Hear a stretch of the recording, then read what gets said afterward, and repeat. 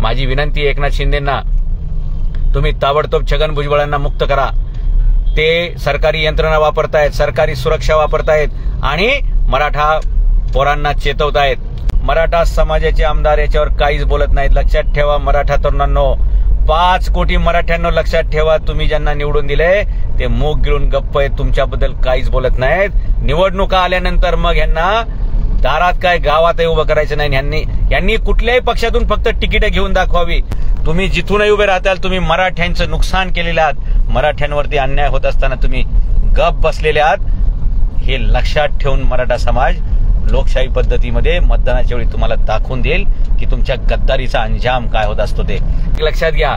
मराठा समाजाबद्दल जे चुकीचं पसरवलं जातंय समाजामध्ये की मराठा समाज हा जबरदस्ती ओबीसी मध्ये घुसतोय, मराठा समाज जबरदस्ती कुणबी सर्टिफिकेट काढतोय, सरसकट काढतोय, हे आरोप करणं चुकीचं आहे। मराठा आणि कुणबी हे एकच आहेत। 1881 ब्रिटिश गॅजेटियर, 1921 मुंबई हायकोर्टाचे निर्णय, असे सगळे पुरावे, हा सूर्य आणि हा जयद्रथ एवढे स्पष्ट असताना सुद्धा मराठ्यांना कागदपत्र विचारण्याचा टाइमपासचा खेळ केला जातोय। इतरांना वेगळी वागणूक, मराठ्यांना वेगळी वागणूक। मराठे ओबीसींच्या हक्काचं मागत नाहीत, लक्षात घ्या। ओबीसी बांधवांनी अजिबात गैरसमज करू नये। हा लढा मराठा विरुद्ध ओबीसी असा नसून मराठ्यांना ज्यांनी फसवलंय त्यांच्या विरुद्ध मराठे लढणार आहेत आणि ओबीसींना ज्यांनी फसवलंय त्यांच्या विरुद्ध ओबीसी लढणार आहेत। हा संघर्ष आपापल्या समाजाला ज्यांनी फसवलंय तो समाज आणि त्यांचे नेते, हे दांभिक नेते, हे भ्रष्टाचारी नेते, हे लुटारू नेते यांच्यामधला हा संघर्ष आहे। आणि म्हणून कोणत्याही आमच्या ओबीसी बांधवांना, मग ते माळी असतील, तेली असतील, वंजारी असतील, धनगर असतील, या सर्वांना माझी विनंती आहे की आपला लढा मराठे विरुद्ध ओबीसी असा नसून आपल्याला लुटणाऱ्या आणि आपलेच आहोत असं सांगणाऱ्या या दुटप्पी नेत्यांच्या विरुद्ध आपला लढा आहे। सनदशीर मार्गाने आणि कायदेशीर मार्गाने देशातील शांतता आणि कायदा आणि सुव्यवस्था राखत खोट्याला खोटं म्हणण्याची आपण हिंमत ठेवली पाहिजे, खऱ्याला खरं म्हणण्याची आपण हिंमत ठेवली पाहिजे। हा लढा पांडवांसारखा आहे, आमचा हा इंद्रप्रस्थ आम्हाला परत करा, एवढंच पांडवांचं म्हणणं आहे। कौरवांचं अजिबात पांडवांनी काय जास्त मागितलं नाही, तसं मराठे ओबीसीमधलं जास्त काय मागत नाहीत। आणि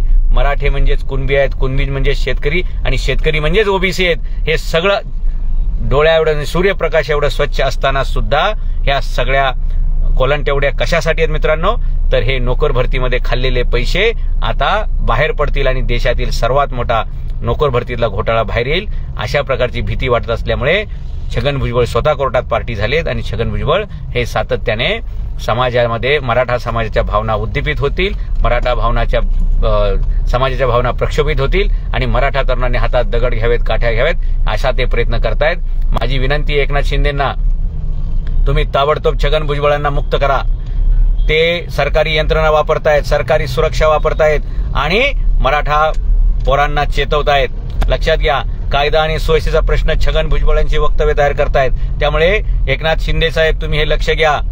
अजित पवारांना तर मी म्हणणार नाही अजिबात की तुम्ही मराठ्यांची बाजू मांडा, कारण तुम्ही मराठ्यांचे नेते नव्हते, आजही नाहीत, कालही नव्हते, आजही नव्हते, त्यामुळे तुम्ही काय मराठ्यांच्या बाजूने बोलणार नाही। आम्ही अजिबात आता तो गैरसमज मनातून काढलेला आहे की तुम्ही मराठ्यांचे नेते आहात, अजिबात नाही। हे मी तुम्हाला एक घरंदाज मराठा म्हणून आणि इतिहासकार म्हणून आणि जिजाऊंचा वारस म्हणून अगदी तुम्हाला निष्पक्षपणे सांगतो, मराठ्यांचे हे 150, 60, 70 आमदार आहेत, हे याच्यावर का बोलत नाहीयेत, हे का बोलत नाहीत?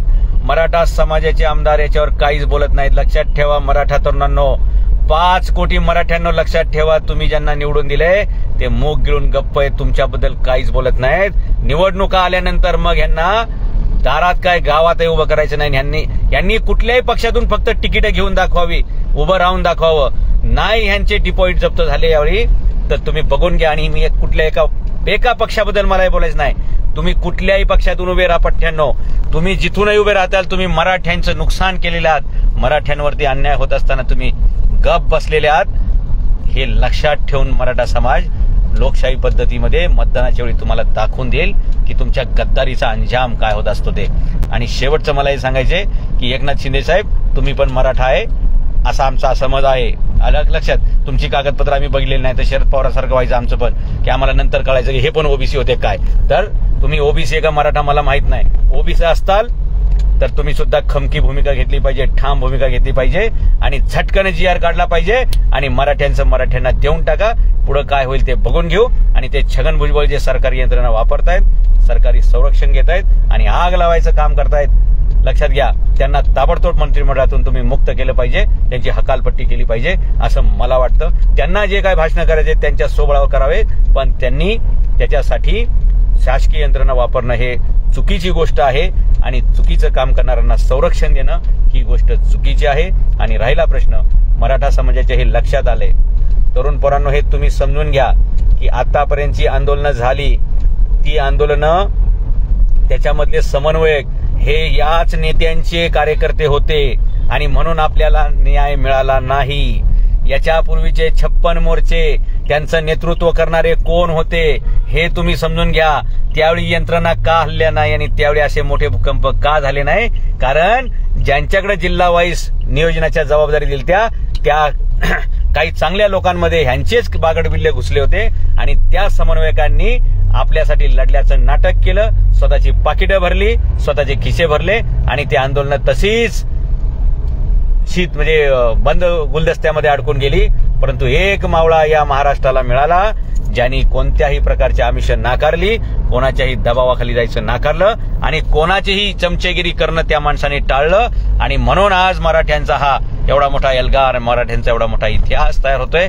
मराठ्यांना पहिल्यांदाच 1994 पासून झालेल्या अन्यायातून मुक्ती मिळणारे आणि त्याच्यात न्याय मिळणारे आणि ते काम मनोज जरांगे पाटलांनी केलेलं आहे. आणि मी पुन्हा एकदा सांगतो, या मराठा आरक्षणाचे संघर्ष योद्धा मनोज जरांगे पाटील यांच्याबद्दल कोणी कुठेही कशा प्रकारची अफवा पसरवेल त्याला जागेच तिथल्या तिथे आपण उत्तर दिलं पाहिजे आणि त्यांच्याबद्दल खमकी भूमिका घेऊन आपण हे ठाम सांगितलं पाहिजे.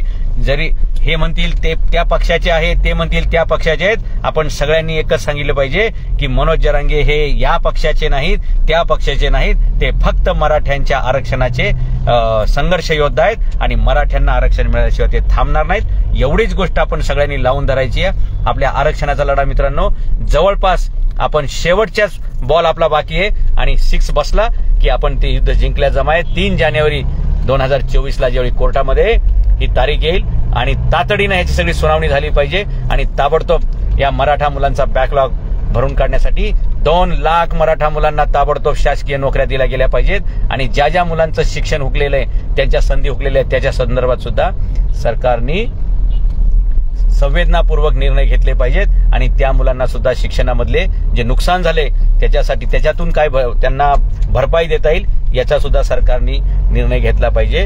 आणि जर असे निर्णय तुम्ही घेऊ शकला नाहीत याच्या त्याच्या दबावापोटी तर लक्षात ठेवा, मी गुरु नानक सिंग यांचं एक वाक्य तुम्हाला सांगेल, चिडिया बाज नाल लढावा ताहे गुरु गोविंद सिंग कहावा, 1.25 लाख से 1 लढावा ताहे नाम गुरु गोविंद सिंग कहावा.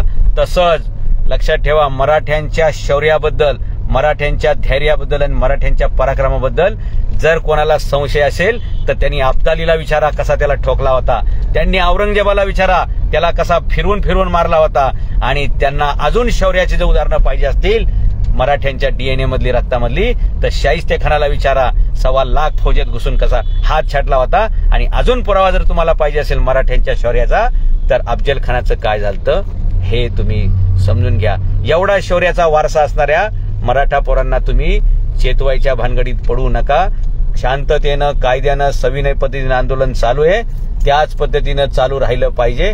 यासाठी मनोज जरांगे पाटील सतत आवाहन करतायत की आपण कायदा हातात घ्यायचा नाहीये, शांततेच्या मार्गाने आंदोलन करायचे. लक्षात घ्या, आपली बाजू बरोबर आहे म्हणून आपण शांततेने लढतोय आणि लढणार आहोत. ज्यांची बाजू चुकीची आहे त्यांचा संयम सुटणार आहे आणि तेच दंगा करायच्या भाषा करतील, तेच कायदा आणि सुव्यवस्था बिघडवायची भाषा करतील. माझी पोलीस प्रशासनाला, मुख्यमंत्र्यांना, गृहमंत्र्यांना विनंती आहे की जे कोणी अशा प्रकारे 2 जाती तेढ निर्माण करायचा प्रयत्न करतील, अशा प्रकारचा संघर्षाचे वातावरण तयार करतील, त्या सर्वांवरती ताबडतोब कारवाई झाली पाहिजे. जे सरकारमध्ये असतील, आमदार असतील, मंत्री असतील, कोणाचीही सुट्टी देऊ नका. आणि जर तुम्ही भेदभाव केला तर मग तुमची सुट्टी नाही, एवढं मात्र तुम्ही लक्षात घ्या. तुम्ही पाहत आहात विस्टा न्यूज मराठी.